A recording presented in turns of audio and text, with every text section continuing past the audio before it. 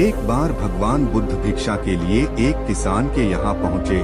तथागत को भिक्षा के लिए आया देखकर किसान उपेक्षा से बोला, श्रमण, मैं हल जोतता हूँ और तब खाता हूँ। तुम्हें भी हल जोतना और बीज बोना चाहिए और तब खाना खाना चाहिए। बुद्ध ने कहा, महाराज, मैं भी खेती ही करता हूँ।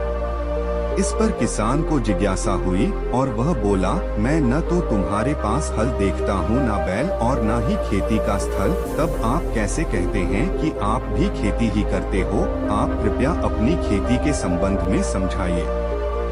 बुद्ध ने कहा, महाराज, मेरे पास श्रद्धा का बीज, तपस्या रूपी वर्षा और प्रजा रूपी जोत और हल है। पाप भीरुता का दंड है, विचार रूपी रस्सी है, स्मृति और जागरूकता रूपी हल की फाल और पेनी है। मैं वचन और कर्म में संयत रहता हूँ। मैं अपनी इस खेती को बेकार घास से मुक्त रखता हूँ और आनंद की फसल काट लेने तक प्रयत्नशील रहने वाला हूँ। अप्रमाद मेरा बैल है, जो बाधाएं देखकर भी पीछे मुंह नहीं मोड़ता है। वह मुझे सीधा शांति धाम तक ले जाता है। इस प्रकार मैं अमृत की खेती करता हूँ। गौतम बुद्ध की वृद्ध महिला को सीख, मृत्यु तो सभी की होनी है। वर्तमान सुधारना चाहते हैं तो किसी की मृत्यु के बाद भगवान या भाग्य को दोष नहीं देना चाहिए। गौतम बुद्ध से जुड़ी कथा है। बुद्ध अपने उपदेशों की वजह से बहुत प्रसिद्ध हो गए थे। लोग उन्हें काफी मानते थे। इसी वजह से एक बूढ़ी महिला की गौतम बुद्ध के पास पहुंची। उस महिला की बुद्ध के लिए गहरी आस्था थी। दरअसल उस महिला के बेटे की मृत्यु हो गई थी। महिला बहुत दुखी थी और उसने बुद्ध से कहा कि आप मेरे बच्चे को जीवित कर दीजिए। गौतम बुद्ध की वृद्ध महिला को सीख, मृत्यु तो सभी की होनी है। वर्तमान सुधारना चाहते हैं तो किसी की मृत्यु के बाद भगवान या भाग्य को दोष नहीं देना चाहिए। 5 महीने पहले लोडिंग एडवर्टाइजमेंट। मृत्यु तो सभी की होनी है। वर्तमान सुधारना चाहते हैं तो किसी की मृत्यु के बाद भगवान या भाग्य को दोष नहीं देना चाहिए। धर्म दैनिक भास्कर। गौतम बुद्ध से जुड़ी कथा है। बुद्ध अपने उपदेशों की वजह से बहुत प्रसिद्ध हो गए थे। लोग उन्हें काफी मानते थे। इसी वजह से एक बूढ़ी महिला की गौतम बुद्ध के पास पहुंची। उस महिला की बुद्ध के लिए गहरी आस्था थी। दरअसल उस महिला के बेटे की मृत्यु हो गई थी। महिला बहुत दुखी थी और उसने बुद्ध से कहा कि आप मेरे बच्चे को जीवित कर दीजिए। महिला को लग रहा था कि बुद्ध उसके बेटे का जीवन बचा सकते हैं। बुद्ध ने महिला की बात सुनी और कुछ देर सोचने के बाद उन्होंने कहा कि ठीक है, मैं ऐसा कर दूंगा, लेकिन तुम्हें किसी ऐसे घर से मुट्ठी भर सरसों के दाने लेकर आना है जहां कभी किसी की मौत न हुई हो, जिस परिवार ने किसी की मृत्यु का दुख नहीं देखा है, वहां से सरसों ले आओ। महिला ने सोचा कि ये तो छोटा सा काम है। बूढ़ी महिला गांव की ओर चल दी और एक एक घर में जाकर पूछने लगी। महिला जिस घर में जाती वहां कहती कि अगर आपके घर में कभी किसी की मृत्यु न हुई हो तो एक मुट्ठी सरसों के दाने दे दीजिए। गांव के सभी लोगों का यही जवाब रहता था कि हमारे घर में मृत्यु तो हुई है, कुछ लोगों की बड़ी उम्र में हुई है तो किसी की असमय हुई।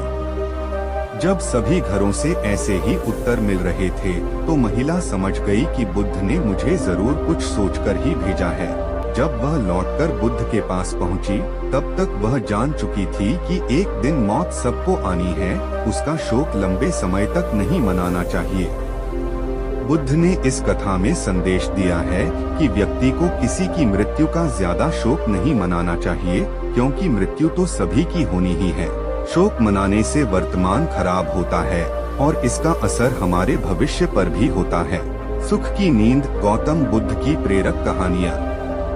एक बार गौतम बुद्ध सिंसवा वन में पर्णशया पर विराजमान थे कि हस्तक आल्बक नामक एक शिष्य ने वहां आकर उनसे पूछा, भंते, कल आप सुखपूर्वक सोए ही होंगे? हाँ कुमार, कल मैं सुख की नींद सोया।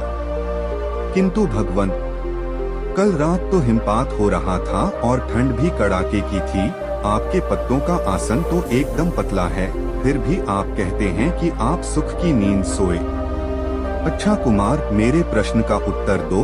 मान लो किसी गृहपति के पुत्र का कक्ष वायुरहित और बंद हो, उसके पलंग पर 4 अंगुल की पोस्तीन बिछी हो, तकिया कालीन का हो तथा ऊपर बितान हो और सेवा के लिए 4 भार्याएं तत्पर हों, तब क्या वह गृहपति पुत्र सुख से सो सकेगा?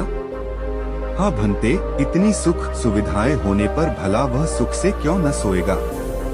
उसे सुख की नींद ही आएगी। किंतु कुमार, यदि उस गृहपति पुत्र को रोग से उत्पन्न होने वाला शारीरिक या मानसिक कष्ट हो तो क्या वह सुख से सोएगा? नहीं भंते, वह सुख से नहीं सो सकेगा। और यदि उस गृहपति पुत्र को द्वेष या मोह से उत्पन्न शारीरिक या मानसिक कष्ट हो तो क्या वह सुख से सोएगा? नहीं भंते, वह सुख से नहीं सो सकेगा। कुमार, तथागत की राग, द्वेष और मोह से उत्पन्न होने वाली जलन जड़ मूल से नष्ट हो गई है, इसी कारण सुख की नींद आई थी। वास्तव में नींद को अच्छे आस्तरण की आवश्यकता नहीं होती। तुमने यह तो सुना ही होगा कि सूली के ऊपर भी अच्छी नींद आ जाती है। सुखद नींद के लिए चित्त का शांत होना परम आवश्यक है, और यदि सुखद आस्तरण हो तब तो बात ही क्या, सुखद नींद के लिए वह निश्चय ही सहायक होगा। अमृत की खेती, Gautam Buddha inspirational story in Hindi. एक बार भगवान बुद्ध भिक्षा के लिए एक किसान के यहाँ पहुँचे। तथागत को भिक्षा के लिए आया देखकर किसान उपेक्षा से बोला, श्रमण, मैं हल जोतता हूँ और तब खाता हूँ, तुम्हें भी हल जोतना और बीज बोना चाहिए और तब खाना खाना चाहिए। बुद्ध ने कहा, महाराज, मैं भी खेती ही करता हूँ। इस पर किसान को जिज्ञासा हुई। बोले, गौतम, मैं न तुम्हारा हल देखता हूँ, न बैल और न ही खेती के स्थल, तब आप कैसे कहते हैं कि आप भी खेती ही करते हैं? आप कृपया अपनी खेती के संबंध में समझाएं। बुद्ध ने कहा, महाराज, मेरे पास श्रद्धा का बीज, तपस्या रूपी वर्षा, प्रजा रूपी जोत और हल है, पाप भीरुता का दंड है, विचार रूपी रस्सी है, स्मृति और जागरूकता रूपी हल की फाल और पेनी है। मैं वचन और कर्म में संयत रहता हूँ। मैं अपनी इस खेती को बेकार घास से मुक्त रखता हूँ और आनंद की फसल काट लेने तक प्रयत्नशील रहने वाला हूँ। अप्रमाद मेरा बैल है, जो बाधाएं देखकर भी पीछे मुँह नहीं मोड़ता है, वह मुझे सीधा शांति धाम तक ले जाता है। इस प्रकार मैं अमृत की खेती करता हूँ। बुद्ध भगवान एक गांव में उपदेश दे रहे थे। उन्होंने कहा कि हर किसी को धरती माता की तरह सहनशील तथा क्षमाशील होना चाहिए। क्रोध ऐसी आग है जिसमें क्रोध करने वाला दूसरों को जलाएगा तथा खुद भी जल जाएगा। सभा में सभी शांति से बुद्ध की वाणी सुन रहे थे, लेकिन वहाँ स्वभाव से ही अतिक्रोधी एक ऐसा व्यक्ति भी बैठा हुआ था जिसे ये सारी बातें बेतुकी लग रही थी। वह कुछ देर ये सब सुनता रहा, फिर अचानक ही आग बबूला होकर बोलने लगा, तुम पाखंडी हो, बड़ी बड़ी बातें करना यही तुम्हारा काम है। तुम लोगों को भ्रमित कर रहे हो। तुम्हारी ये बातें आज के समय में कोई मायने नहीं रखती। ऐसे कई कटु वचनों सुनकर भी बुद्ध शांत रहे। अपनी बातों से ना तो वह दुखी हुए, ना ही कोई प्रतिक्रिया की। यह देखकर वह व्यक्ति और भी क्रोधित हो गया और उसने बुद्ध के मुंह पर थूककर वहां से चला गया। अगले दिन जब उस व्यक्ति का क्रोध शांत हुआ तो उसे अपने बुरे व्यवहार के कारण पछतावे की आग में जलने लगा और वह उन्हें ढूंढते हुए उसी स्थान पर पहुंचा। पर बुद्ध कहाँ मिलते, वह तो अपने शिष्यों के साथ पास वाले एक अन्य गांव निकल चुके थे। व्यक्ति ने बुद्ध के बारे में लोगों से पूछा और ढूंढते ढूंढते जहां बुद्ध प्रवचन दे रहे थे वहां पहुंच गया। उन्हें देखते ही वह उनके चरणों में गिर पड़ा और बोला, मुझे क्षमा कीजिए प्रभु। बुद्ध ने पूछा, कौन हो भाई? तुम्हें क्या हुआ है? क्यों क्षमा मांग रहे हो? उसने कहा, क्या आप भूल गए, मैं वही हूँ जिसने कल आपके साथ बहुत बुरा व्यवहार किया था। मैं शर्मिंदा हूँ, मैं मेरे दुष्ट आचरण की क्षमा याचना करने आया हूँ। भगवान बुद्ध ने प्रेम पूर्वक कहा, बीता हुआ कल तो मैं वही छोड़कर आया गया और तुम अभी भी वही अटके हुए हो। तुम्हें अपनी गलती का आभास हो गया, तुमने पश्चाताप कर लिया, तुम निर्मल हो चुके हो। अब तुम आज में प्रवेश करो। बुरी बातें तथा बुरी घटनाएं याद करते रहने से वर्तमान और भविष्य दोनों बिगड़ते जाते हैं। बीते हुए कल के कारण आज को मत बिगाड़ो। उस व्यक्ति का सारा बोझ उतर गया। उसने भगवान बुद्ध के चरणों में पड़कर क्रोध त्याग का तथा क्षमाशीलता का संकल्प लिया। बुद्ध ने उसके मस्तिष्क पर आशीष का हाथ रखा। उस दिन से उसमें परिवर्तन आ गया और उसके जीवन में सत्य, प्रेम व करुणा की धारा बहने लगी। मित्रों, बहुत बार हम भूत में की गई किसी गलती के बारे में सोचकर बार बार दुखी होते और खुद को कोसते हैं। हमें ऐसा कभी नहीं करना चाहिए।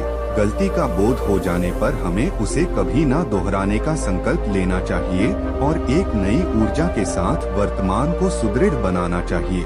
विषबुझा बाण घुस जाए तो उसे क्या करना चाहिए? पहले शरीर में घुसे बाण को हटाना ठीक रहेगा या फिर देखना कि बाण किधर से आया है और किसे लक्ष्य कर मारा गया है। मलुक्य पुत्र ने कहा, पहले तो शरीर में घुसे बाण को तुरंत निकालना चाहिए, अन्यथा विष पूरे शरीर में फैल जाएगा। बुद्ध ने कहा, बिल्कुल ठीक कहा तुमने। अब यह बताओ कि पहले इस जीवन के दुखों के निवारण का उपाय किया जाए या मृत्यु की बातों के बारे में सोचा जाए। मलुक्य पुत्र अब समझ चुका था और उसकी जिज्ञासा शांत हो गई।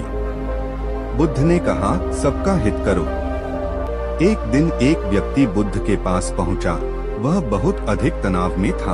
अनेक प्रश्न उसके दिमाग में घूम घूम कर उसे परेशान कर रहे थे, जैसे आत्मा क्या है, आदमी मृत्यु के बाद कहा जाता है, सृष्टि का निर्माता कौन है, स्वर्गनरक की अवधारणा कहाँ तक सच है और ईश्वर है या नहीं। उसे इन प्रश्नों के उत्तर नहीं मिल रहे थे। जब वह बुद्ध के पास पहुंचा तो उसने देखा कि बुद्ध को कई लोग घेर कर बैठे हैं। बुद्ध उन सभी के प्रश्नों व जिज्ञासाओं का समाधान अत्यंत सहज भाव से कर रहे हैं। काफी देर तक यह क्रम चलता रहा, किंतु बुद्ध धैर्यपूर्वक हर एक को संतुष्ट करते रहे। बेचारा व्यक्ति वहाँ का हाल देखकर परेशान हो गया। उसने सोचा कि इन्हें दुनियादारी के मामलों में पड़ने से क्या लाभ, अपना भगवत भजन करें और बुनियादी समस्याओं से ग्रस्त इन लोगों को भगाएं। किंतु बुद्ध का व्यवहार देखकर तो ऐसा लग रहा था मानो इन लोगों का दुहक उनका अपना दुहक है। आखिर उस व्यक्ति ने पूछ ही लिया, महाराज आपको इन सांसारिक बातों से क्या लेना देना? बुद्ध बोले, मैं ज्ञानी नहीं हूँ और इंसान हूँ। वैसे भी वह ज्ञान किस काम का जो इतना घमंडी और आत्म केंद्रित हो कि अपने अतिरिक्त दूसरे की चिंता ही न कर सके। ऐसा ज्ञान तो अज्ञान से भी बुरा है। बुद्ध की बातें सुनकर व्यक्ति की उलझन दूर हो गई। उस दिन से उसकी सोच व आचरण दोनों बदल गए। कथा का सार यह है कि ज्ञान तभी सार्थक होता है जब वह लोक कल्याण में संलग्न हो।